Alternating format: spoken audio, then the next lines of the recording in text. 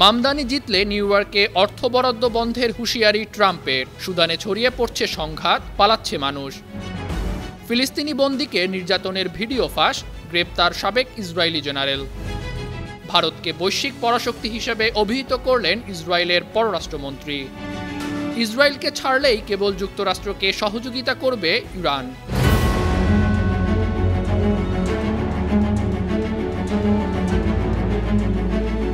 শুনছিলেন সংবাদ শিরোনাম। সবাইকে স্বাগত জানাচ্ছি বিশ্বজুড়ে প্রতিদিনে। বিশ্বের বিভিন্ন প্রান্তের সবশেষ তথ্য জানাতে আপনাদের সঙ্গে আছি আমি ইকবাল মাহমুদ অনিক। নিউ ইয়র্ক সিটি মেয়র নির্বাচনে মুসলিম প্রার্থী জোহরা মামদানি জিতলে ফেডারেল অর্থায়নে নির্ধারিত পরিমাণের বেশি বরাদ্দ না দেওয়ার হুমকি দিয়েছেন ট্রাম্প। তিনি হুঁশিয়ারি জানিয়ে বলেছেন, মামদানি নির্বাচিত হলে নিউ ইয়র্ক ফেডারেল অর্থায়নে অতিরিক্ত $1ও পাবে না। বিবিসির প্রতিবেদনে বলা হয়েছে, সোমবার রাতে ট্রাম্প তার সামাজিক মাধ্যম ট্রুথ সোশ্যালে লিখেছেন, আপনি কুয়োমোকে ব্যক্তিগতভাবে পছন্দ করুন বা না করুন, এবার আপনার কোনো বিকল্প নেই। তাকেই ভোট দিন, মামদানিকে নয়। অ্যান্ড্রু কুয়োমো হচ্ছেন নিউ ইয়র্কের সাবেক গভর্নর। এরও আগে এক টেলিভিশন সাক্ষাৎকারে ট্রাম্প মামদানিকে কমিউনিস্ট বলে মন্তব্য করেছিলেন। তিনি তখন বলেছিলেন, নিউ ইয়র্কে যদি কমিউনিস্ট প্রশাসন আসে সেখানে অর্থ পাঠানো মানে অপচয়। মামদানি অবশ্য ট্রাম্পের এই মন্তব্যকে হুমকি হিসেবেই দেখছেন। তিনি বলেছেন, হুমকি দেওয়াটাই ট্রাম্পের আসল স্বভাব, তার কথা কোনো আইন নয়। ভয়াবহ বাস্তবতার মধ্যেই দিন কাটাচ্ছে সুদানের হাজার হাজার মানুষ। চারপাশে গোলাগুলির শব্দ, ধোঁয়া আর আতঙ্ক। দারফুর থেকে শুরু হওয়া এই যুদ্ধ এখন ছড়িয়ে পড়ছে পূর্ব দিকের কোর্দোফান অঞ্চলে। সরকারি বাহিনী আর আধা সামরিক র্যাপিড সাপোর্ট ফোর্সেস RSF দুপক্ষের রক্তক্ষয়ী সংঘাত থামার কোনো লক্ষণই নেই। জাতিসংঘের তথ্য বলছে, মাত্র এক সপ্তাহেই কোর্দোফানের বিভিন্ন শহর ও গ্রামের 36,000-এর বেশি মানুষ বাস্তুচ্যুত হয়েছেন। উত্তর কোর্দোফান এখন নতুন যুদ্ধক্ষেত্র। এই অঞ্চলটি কৌশলগতভাবে খুবই গুরুত্বপূর্ণ। এটি দারফুরকে রাজধানী খার্তুমের সঙ্গে যুক্ত করে। এখানকার রাজধানী শহর এল উবেইদ এখন যেন আগুনের গোলক। সেনা আর RSF দুপক্ষই ভারী অস্ত্র নিয়ে অবস্থান নিয়েছে। কেউ জানে না কখন কোথায় গোলাগুলি শুরু হয়ে যাবে। একজন ফিলিস্তিনি বন্দীকে নির্মমভাবে নির্যাতন করার ভিডিও ফাঁসের ঘটনায় গ্রেপ্তার করা হয়েছে ইসরায়েলি সেনাবাহিনীর সাবেক প্রধান আইন কর্মকর্তা মেজর জেনারেল ইফাত টোমের ইয়েরুশলামিকে। তিনি গত সপ্তাহেই পদত্যাগ করেছিলেন। তখন তিনি বলেছিলেন, ভিডিও ফাঁসের সম্পূর্ণ দায়ভার তার।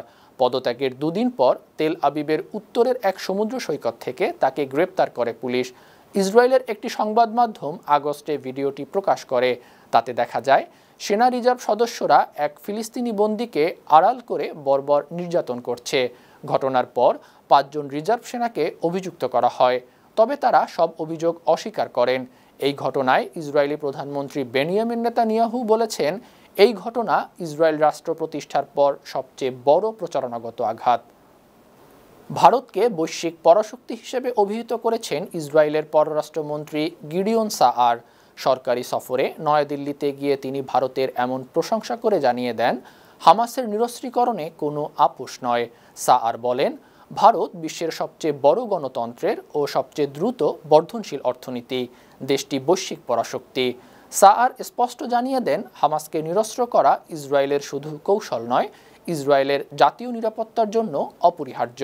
তিনি বলেন, গাজাকে সামরিকীকরণ মুক্ত করতেই হবে, কারণ সন্ত্রাসের কোনো ভবিষ্যৎ নেই। অন্যদিকে ভারতের পররাষ্ট্রমন্ত্রী এস জয়শঙ্করও সন্ত্রাস বিরোধী কঠোর অবস্থান পুনর্ব্যক্ত করেন। তিনি বলেছেন, ভারত ইসরায়েল এক বিশেষ ধরনের সন্ত্রাসবাদী হুমকির মুখে। এ কারণে শূন্য সহনশীলতার বৈশ্বিক দৃষ্টিভঙ্গি দরকার। ইরানের সর্বোচ্চ ধর্মীয় নেতা আয়াতুল্লাহ আল খামেনি বলেছেন, ইসরায়েলকে ছাড়লেই কেবল যুক্তরাষ্ট্রকে সহযোগিতা করবে ইরান। তেহরানের ছাত্রদের এক সমাবেশে তিনি স্পষ্ট করে বলেন, যতক্ষণ যুক্তরাষ্ট্র ইসরায়েলকে সমর্থন করছে ততক্ষণ তেহরান তাদের সঙ্গে কোনো সহযোগিতা করবে না। খামেনির ভাষায়, আমেরিকা ইসরায়েলি শাসনকে সমর্থন বন্ধ করে সামরিক ঘাঁটি গুটিয়ে নিলে সহযোগিতার বিষয়টি বিবেচনা করবে ইরান। 1979 সালের ইসলামী বিপ্লবের পর যুক্তরাষ্ট্রের তেহরান দূতাবাস দখলের বার্ষিকী উপলক্ষে আয়োজিত অনুষ্ঠানে তিনি এসব কথা বলেন। ভেনেজুয়েলার প্রেসিডেন্ট নিকোলাস মাদুরো কারাকাসে জানিয়েছেন, সামরিক সহযোগিতার ক্ষেত্রে রাশিয়ার সঙ্গে ভেনেজুয়েলার সম্পর্ক আজও ভ্রাতৃত্বপূর্ণ। মাদুরো আরও বলেছেন, তাদের অসংখ্য ক্যাডেট ও কর্মকর্তা রাশিয়ার প্রশিক্ষণ নিয়েছেন, আবার রুশ কর্মকর্তারাও নিয়মিত ভেনেজুয়েলায় গিয়েছেন। এই সহযোগিতা ছিল শান্তিপূর্ণ, ধারাবাহিক এবং ফলপ্রসূ। এই সম্পর্ক চলছে এবং চলবে। তিনি অভিযোগ করেন, সাম্প্রতিক সময়ে অন্তত 16টি জাহাজে হামলার ঘটনার পর যুক্তরাষ্ট্রের গণমাধ্যম ভেনেজুয়েলাকে ধ্বংস করার চেষ্টা করছে। মাদুরোর ভাষায়, পশ্চিমা ও গ্রিঙ্গো মিডিয়া ভেনেজুয়েলাকে ঘৃণা করে, হিংসা করে আর চায় দেশটাকে ধ্বংস করতে। 97 বছর বয়সে শেষ নিঃশ্বাস ত্যাগ করেছেন উত্তর কোরিয়ার সাবেক রাষ্ট্রপ্রধান কিম ইয়ং নাম। তার কফিনের সামনে দাঁড়িয়ে মাথা নত করে শ্রদ্ধা জানিয়েছেন কিম জং উন। একাধিক অঙ্গপ্রত্যঙ্গ বিকল হয়ে কিম ইয়ং নাম গেল সোমবার মারা যান। তার মৃত্যু উত্তর কোরিয়ার রাজনীতিতে এক বড় অধ্যায়ের সমাপ্তি ঘটিয়েছে। 1998 থেকে 2019 সাল পর্যন্ত 2 দশকেরও বেশি সময় তিনি ছিলেন সর্বোচ্চ গণপরিষদের প্রেসিডিয়াম সভাপতি। এই পদেই তিনি কার্যত উত্তর কোরিয়ার আনুষ্ঠানিক রাষ্ট্রপ্রধান হিসেবে কাজ করতেন। বিশ্বের নানা নেতার সঙ্গে কূটনৈতিক বৈঠক, আন্তর্জাতিক মঞ্চে উত্তর কোরিয়ার প্রতিনিধিত্ব, সবকিছুতেই তিনি ছিলেন কিম জং উনের পারিবারিক সবচেয়ে বিশ্বস্ত মুখগুলোর একজন। আগামী বৃহস্পতিবার রাষ্ট্রীয় মর্যাদায় অনুষ্ঠিত হবে কিম ইয়ং নামের শেষকৃত্য। নেপালের ইয়ালুংরি পর্বতচূড়ার বেস ক্যাম্পে ভয়াবহ তুষারধসে 7 জন পর্বত আরোহী মারা গেছেন। এই ঘটনায় আহত কিংবা নিখোঁজ আছেন অনেকেই। নিহতদের 3 জন ইতালির নাগরিক, 1 জন জার্মান, 1 জন ফরাসি এবং 2 জন নেপালি রয়েছেন। অভিযান সংগঠক প্রতিষ্ঠান ড্রিমার্স ডেস্টিনেশনের কর্মকর্তা ফুরবা তেনজিং শেরপা জানিয়েছেন, তিনি নিজ চোখে 7 জনের মরদেহ দেখেছেন। ঘটনার পর উদ্ধার অভিযান শুরু হয়েছে। হেলিকপ্টারের মাধ্যমে 5 জনকে জীবিত উদ্ধার করা হয়েছে। তাদের মধ্যে 2 জন ফরাসি এবং 2 জন নেপালি নাগরিক। বিশ্বের 10টি সর্বোচ্চ পর্বতের মধ্যে 8টি নেপালে অবস্থিত। প্রতি বছর এখানে শত শত পর্বত আরোহী ও ট্রেকার অভিযানে যান। তবে শরৎকালে হিমালয়ের জন্য সবচেয়ে ব্যস্ত সময়। এই সময় আবহাওয়া ঠান্ডা থাকে, দিন ছোট হয় আর তুষারপাতের সম্ভাবনা বেশি থাকে। পারমাণবিক শক্তিধর ভারত ও পাকিস্তানের মধ্যে কয়েক মাস আগের সংঘর্ষের পর প্রথমবারের মতো ভারত থেকে পাকিস্তানে প্রবেশ করলেন শিখ তীর্থযাত্রীরা। গেল মে মাসে 2 দেশের সীমান্তে প্রাণঘাতী সংঘর্ষের ঘটনায় সীমান্ত বন্ধ হয়ে যায়।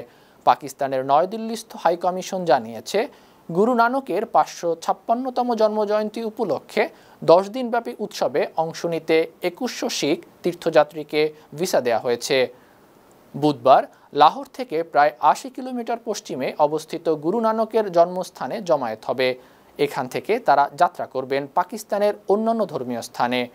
পাকিস্তান হাইকমিশন জানিয়েছে, এই উদ্যোগ শুধু ধর্মীয় অনুষ্ঠান নয়, এটি 2 দেশের মধ্যে সাংস্কৃতিক ও ধর্মীয় সম্প্রীতি জোরদার করার একটি প্রচেষ্টা। সুপ্রিয় দর্শক, এই ছিল আজকের বিশ্বজুড়ে প্রতিদিনের আয়োজনে। দেশ বিদেশের বিভিন্ন খবর নিয়ে আবারও আপনাদের সামনে হাজির হব। সেই পর্যন্ত ভালো থাকুন, সুস্থ থাকুন, বায়ান্ন টিভির সঙ্গেই থাকুন। ধন্যবাদ।